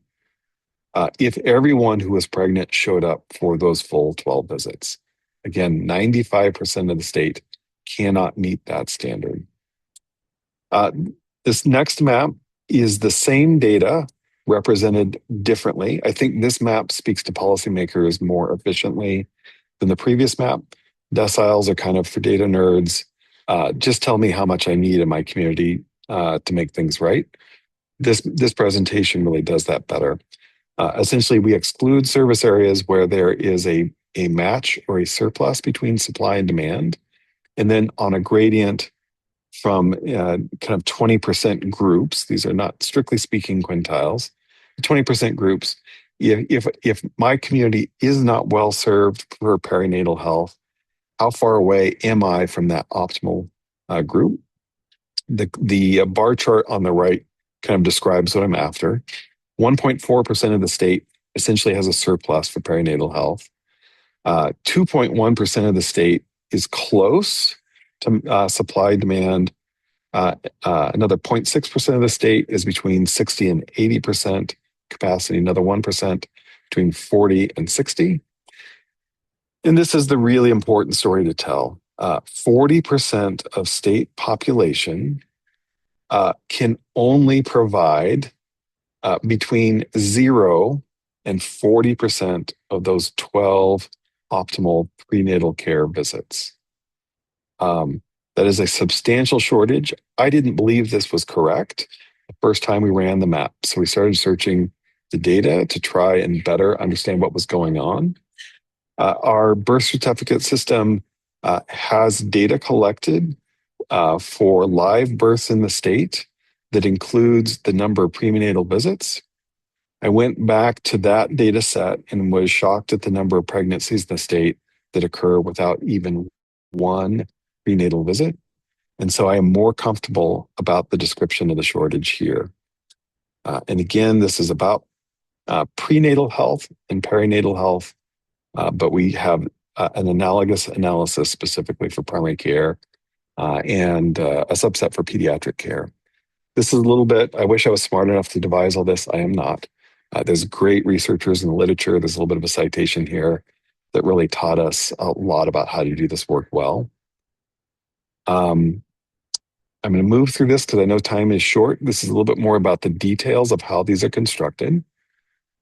Because I wanted to save some time for a last map, which I think is particularly important for our discussion of payment reform.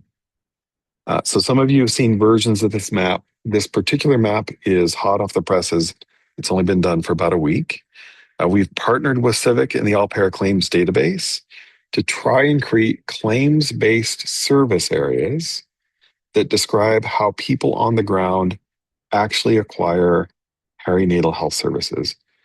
To be more specific, we look at the origin of a claim and the destination of a claim. This particular map is for labor and delivery only. So where the patient lives, where the patient delivers, back and forth for each pregnancy. And this is 22, 23 data, but this is partial data. So this is really only for demonstration purposes. We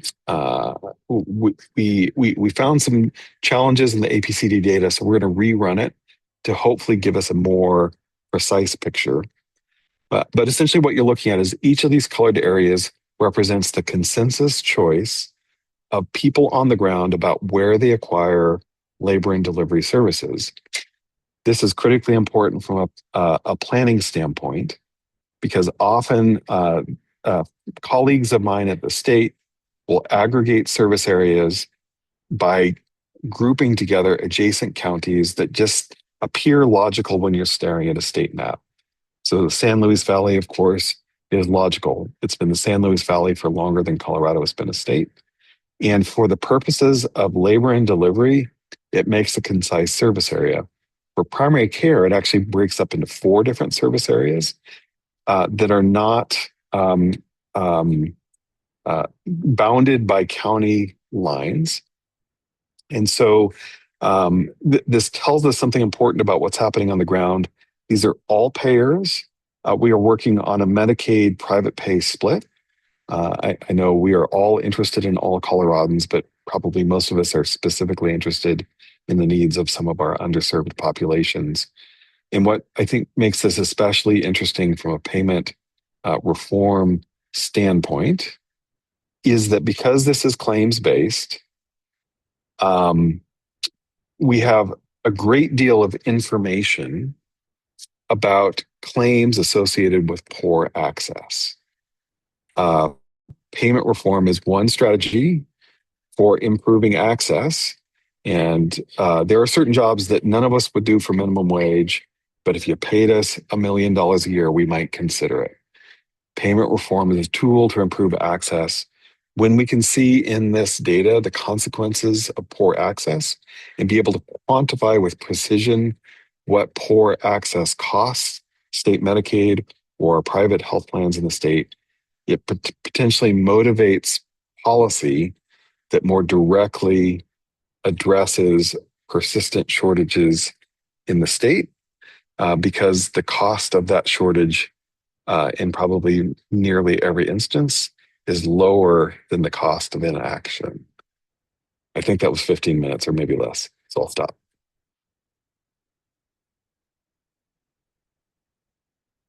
Sorry if anyone That muted. was I think that a was lot, very exactly fast. 15 minutes. I think you crushed it. I mean, I think the chat is indicative of the reception of this. It's just so cool, Steve. Yeah, I'll do a quick addition. So Amanda and I were chatting just the other day, and we are going to add 2024 data, and we're going to refresh 2021 data. So we should have 4 years of series data with some improved claims analysis. That all of this work becomes even more reliable for perinatal health, for primary care, for behavioral health as well. And I have a bad habit of thinking this is easier than it's going to be. I think it's soon, but then sometimes it takes us months and months and months to get it done. And Cassie and I were just chatting this morning. So a lot of this will be subdivided for pediatric populations in the very near future as well.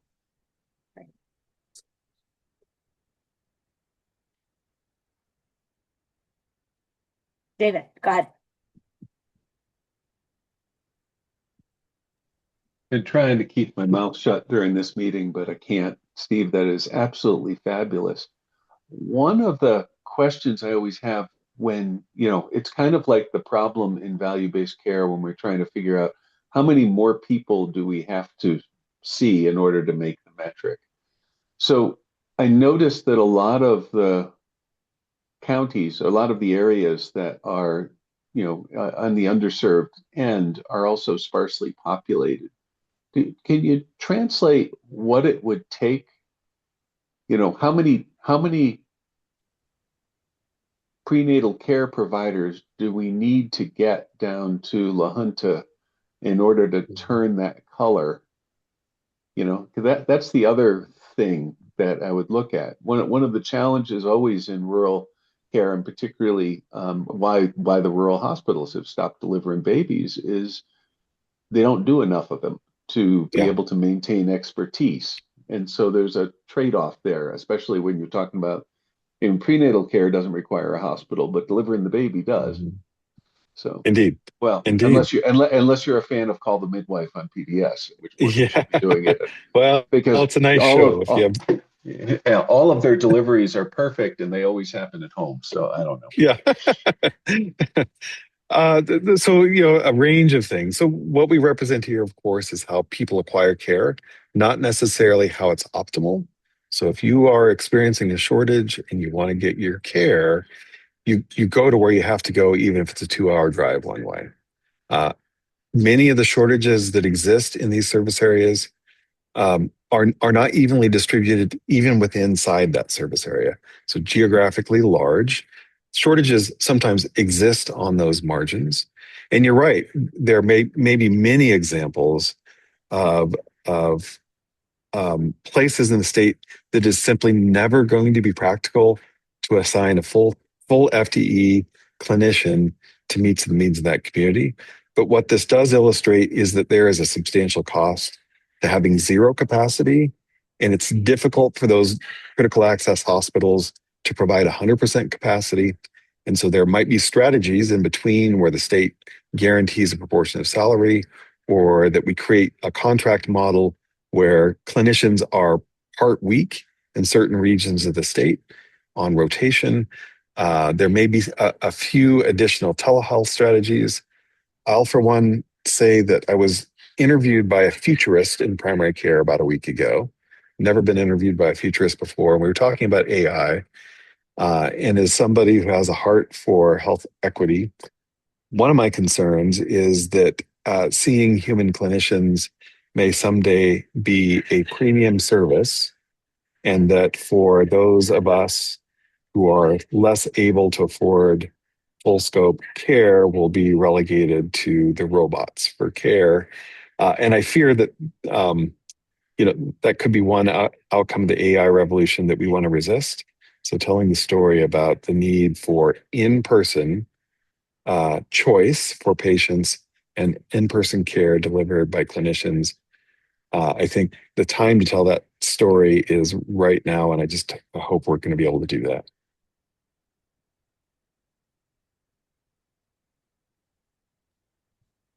Great.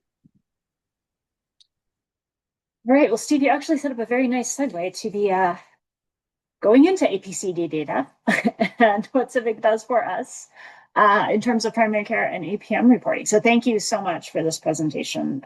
A lot of interest, a lot of phenomenal work. It's really cool to see your vision coming to life in really powerful ways. Like it is an amazing data story to tell. So, Civic crew, I see several of you on here. I don't know who I should turn the baton over to, or if you have slides, or if you just want to chat us through some things. That would be me. Hello, Drang. Hi, Tara. Okay, so I'm going to request to share my screen. Okay, Matt, I might need another assist here. Oh, look at that. Looks like we're good. Cool. Okay, hold on. Let me put that in. Oh, are you seeing with my notes or just the presentation? We are seeing your notes right now. Okay, so let me fix that. Hold on one second. Maybe if I swap. There we go. There we go. Okay. Okay. Well, thank you everyone for inviting us to your meeting. Today we want to give you just a high level of our APM data, the primary care report, and the data submission guide version 18 that is coming in 2027. My name is Trang Jang. I am data quality analyst and team lead here at Civic, and joining me are my colleague Dagmar Velez. She's one of our healthcare data analysts, and my manager Alice Aguirre. Okay, so for agenda today, we're gonna have a quick summary of the files that make up our APM data. We'll talk about the submission timeline, how we validate the data, and then we'll pivot into the primary care report. And then we'll talk a little bit about the rate reassignment that went into effect July of 2025 that will impact the primary care report that you'll see later this year. And then we'll end the presentation with some details about the timeline for DSG 18 and then any questions you have at the end. Okay, so the APM data comes in 3 different file types. There's alternative payment model, or we call it the AM file, the control total, or the CT file, and the APM contract, or what we call the AC file.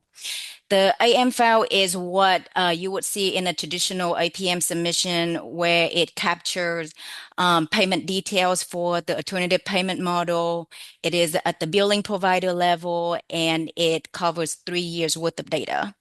And so for this submission year, 2026, we would expect to see 23, 24, and 25 data in the AM file.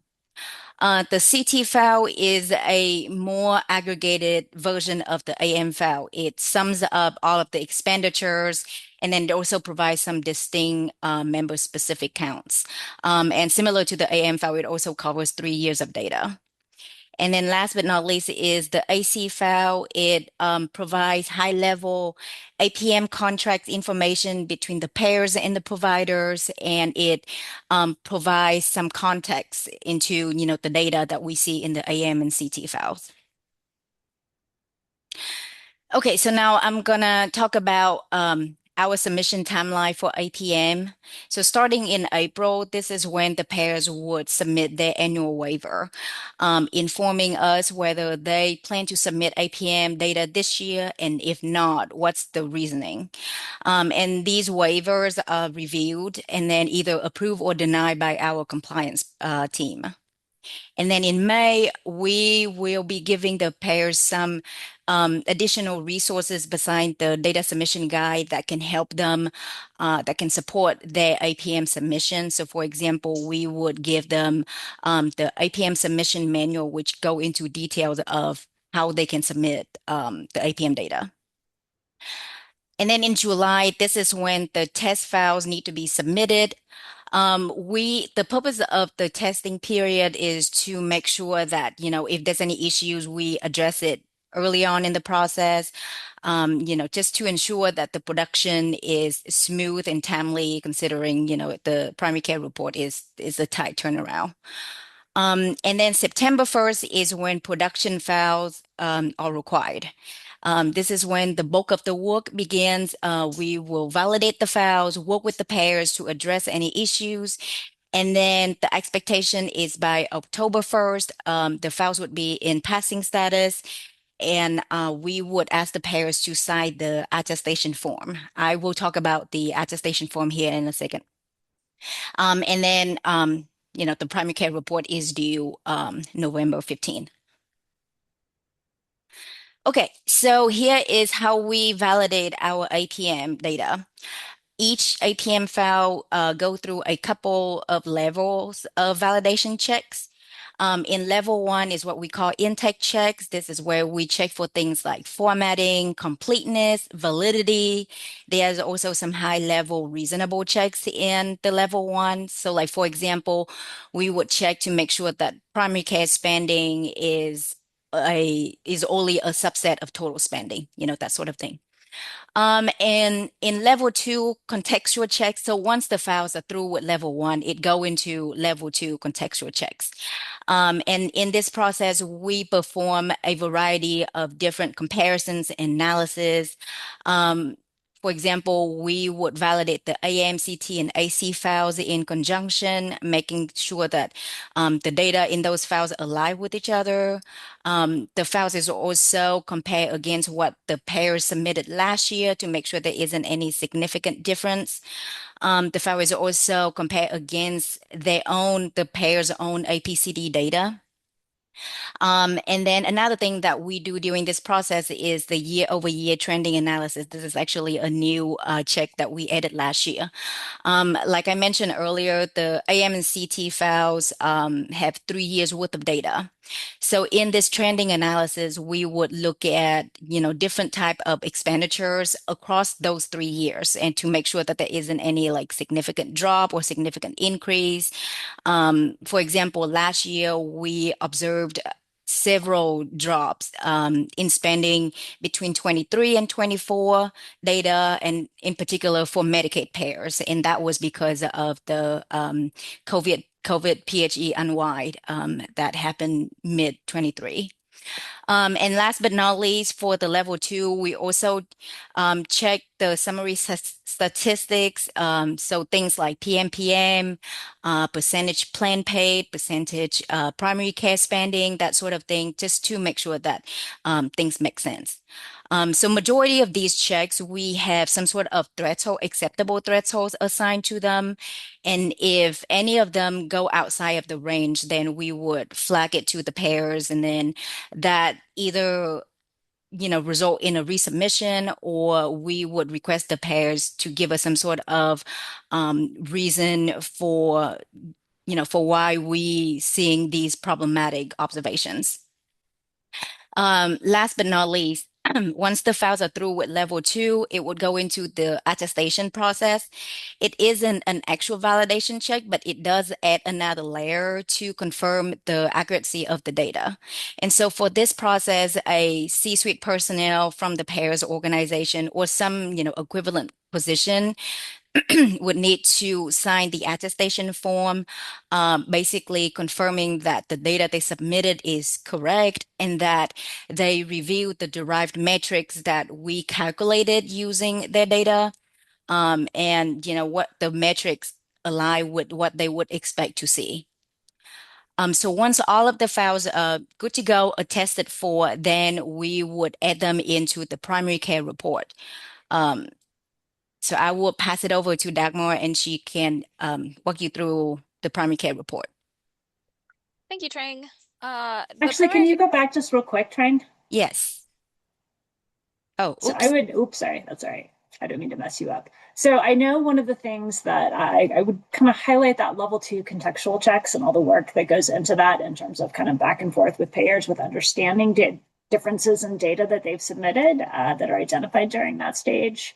I know trendability was one of the issues that you all had mentioned and one of the questions that was raised in terms of discussing this year's annual report. I would say that's where those conversations happen, where a payer says, hey, we went back and reevaluated our methodology, and we think it's actually more accurate that this should have been a, 3A, or we've used new categories now, but have Right. recategorized some of that spending. So I think that's what we're really looking to now that we've had this methodology established for a while, now that we kind of went through last year, that switch from HIC plan to common data layout. I think in terms of divisions priorities, it's going to be really understanding and not necessarily, I think, getting a better grip on what we're allowing as changes in those level 2s in terms of that recategorization, because that's really where it becomes problematic for this data to be trended over time, which is valuable for a lot of different reasons. So in terms of just kind of process and where we're oriented, that's kind of the stage where we have wanted to allow this report to iterate and build data quality. But now that we're sort of there, I think we really need to be thinking about kind of at this point, payers should have an understanding of this and how this works in their system. It's been a while. They're really trying to think about how we can now making sure we're getting data that is sort of apples to apples across years, so that we are able to start doing looking at those longer trends. All right, I'll shut up and let you guys continue. Absolutely. Awesome. Thank you for that, Tara. Okay, so let me move into. Okay, go ahead, Dagmar. Thank you. The primary care report combines carrier-submitted APM files with Colorado APCD claims data to analyze primary care and APM spending over the most recent 3 years of available data. For the 2026 report, we will include data from 2023 through 2025. The report focuses only on medical spending and includes commercial, Medicaid, CHIP, and Medicare Advantage populations. Next slide, please.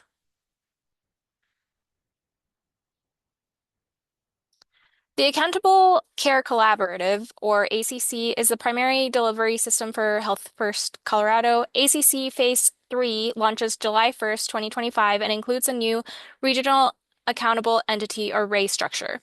Under the new structure, there will be 4 RAEs instead of 7. RAE 1 remains Rocky Mountain Health Plan, which transitioned to United Healthcare. RAE 2 will now also be managed by Rocky Mountain and United. Previously, RAE 2 was assigned to Carillon, but Carillon discontinued operations in 2024. Because of that change, 2025 data for RAE 2 will only include Rocky Mountain and United for July through December. RAE 3, which was previously Colorado Access, will become CCHA. Colorado Access will now become RAE 4. Denver Health will continue to operate separately as an MCO. Next slide, please. The new RAE map is shown here. One major change is that the state has moved from 7 RAEs down to 4, like I previously stated. This consolidation reflects the ACC Phase 3 redesign and the reassignment of several regions to different organizations. Next slide, please. The RAE reassignment will impact the primary care report in 2 main ways. First, the Medicaid section of Table 2 will be grouped using the new RAE assignments we just discussed. So you can see here, this is part of the table 2, which shows the line of all the different lines of businesses. So there's a table for commercial, Medicaid, etc. So this part of the table for Medicaid will be changed into those new gray categories. And then second, many tables in the report only display the most recent reporting year because Carillon ended in December 2024 and Ray 2 transitioned to Rocky Mountain and United. Ray 2 will only have 6 months of data in 2025. This is important context when comparing Ray 2 spending and utilization to the other rays, since it will not represent a full year of data. Next slide, please. And then I'll switch it over to Alice to go over DSG 18. Thanks, Dagmar. So really quick, I will try to get through this in 3 minutes. This is our timeline that we use to make any rule changes or DSG changes. We usually start with the rule in mind, so the executive director hearing in November, and work our way back as far as which milestones we need to meet when. We need to be able to provide HCPF with the rule packet by early October. We have a public review meeting in later October, and that's a chance to allow our payers to provide feedback on proposed changes.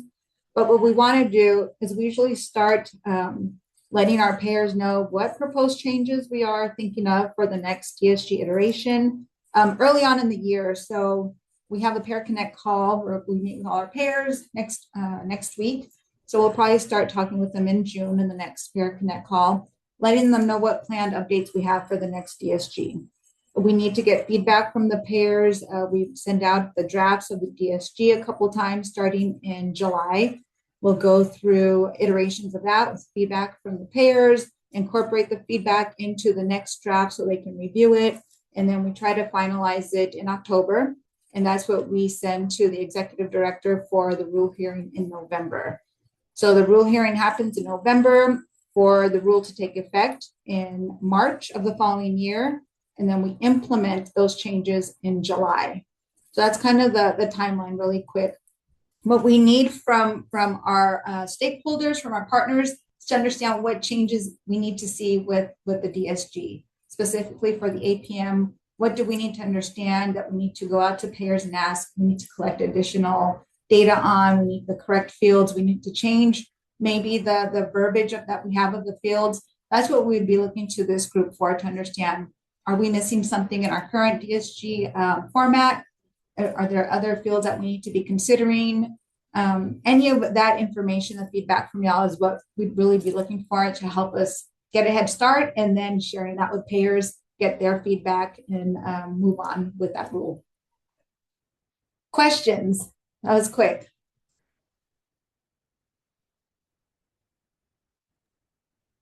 Thank you, Civic team. I appreciate it.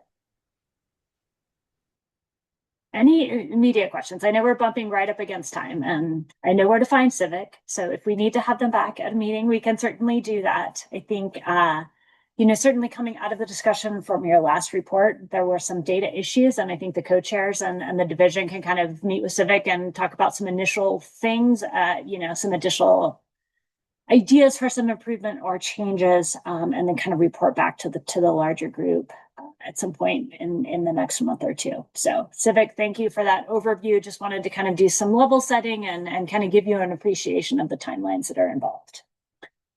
And so we are right at the top of the hour. I will let all of you go. Thank you so much. Thank you to our presenters today. We will come back next month with a little bit more clarity around where we're going to be going for the comprehensive primary care strategy. We do have a draft deck of the report you all had asked us that can be used for presentation purposes. So we'll circulate that to you for any feedback on that as well. Otherwise, happy April, happy May, go Avs as we head into the playoffs. Thanks, everybody.